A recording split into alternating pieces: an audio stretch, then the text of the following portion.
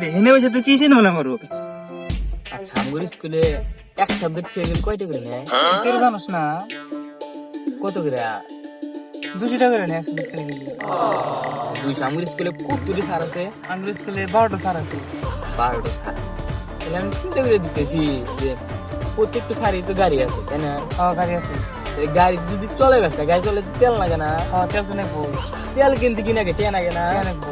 তাহলে টেন আগে আম করে প্রত্যেকটি ছাত্র কাছ থেকে ফেল গেলে টেন 200 করে। আর আমরা যদি সাবজেক্টে ফেল না যায় তাহলে কি টেন দেবো স্যারে? না তাহলে তো টেয়া দেবো না। তাহলে দেখ আমরা যদি স্যারে টেন না দিই তাহলে তো স্যার শুনলে তেল কিনে হারবো না তাই না? তেল না কিনলে আমরা স্কুলে এসে হারবো না, স্কুলে না এলে গেলে আমরা পড়াও হারবো না। না পড়াবো না। তাহলে আমরা কি করে নেবো? আমরা তাহলে ফেজা নেবো, আগে তো বুঝিনি। ফেল গেলে গেলে স্যার আমরা পড়া হারবো, ফেল গেলে গেলে আমরা পরীক্ষা ভালো হবো তাই না? তাহলে আমরা ফেজা নেবো।